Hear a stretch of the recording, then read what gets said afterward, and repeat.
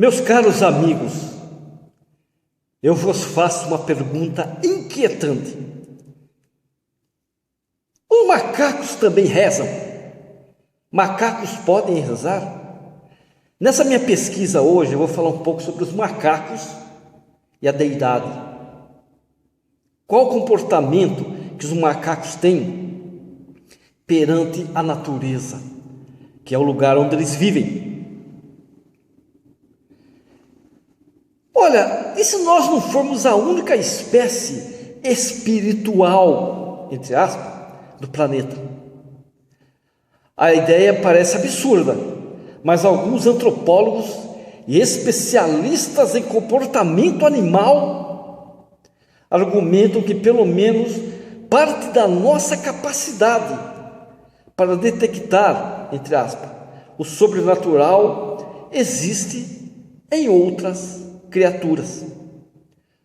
Um dos possíveis exemplos vem, não por acaso, dos nossos parentes vivos mais próximos. Quais são os parentes vivos mais próximos? Os grandes macacos. Sabia?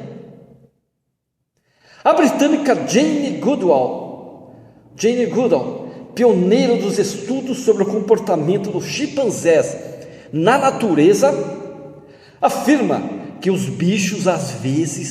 chimpanzés às vezes, ficam quietinhos com ar maravilhado diante de uma cachoeira ou algum outro cenário da natureza, um cenário natural, muito bonito. Para Goodall, esse seria um embrião de reverência religiosa diante da beleza do mundo. Olha que interessante. Mas a maioria dos primatologistas tende a discordar de Goodall. A antropóloga americana Barbara Jenkins relata outra história integrante envolvendo chimpanzés. Ela afirma que quando o integrante de grupo morre à vista de seus companheiros, o que pode acontecer quando ele morre? O líder do bando mantém todos os outros chimpanzés à distância e que ele permite apenas os parentes próximos do morto. Apenas os parentes dos mortos podem chegar perto do falecido, do chimpanzé falecido. É como se os macacos sentissem a mesma necessidade de dizer adeus, entre aspas, que nós sentimos. Olha que interessante. Morre um chimpanzé do grupo e eles têm famílias. Aí que o chefe do bando permite que os membros da família, apenas eles, estejam rodeando o chimpanzé falecido. E os demais chimpanzés ele não permite. Percebeu que interessante? Ele não permite que outro tipo de chimpanzé se apresente para passar a mão ou mesmo olhar. Ele só permite os familiares do chimpanzé falecido. Eu achei muito interessante isso. Muito interessante.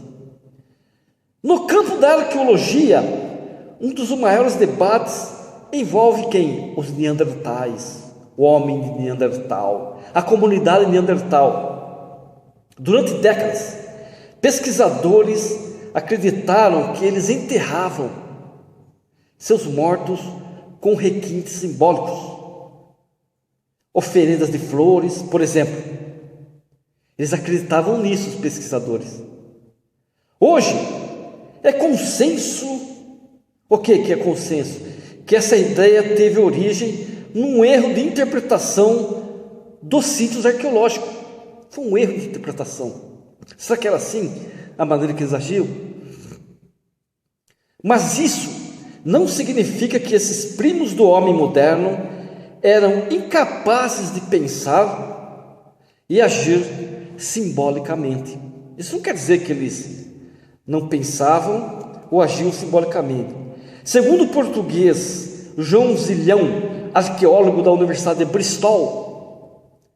Universidade de Bristol, a famosa Universidade de Bristol, onde que é? Na Inglaterra.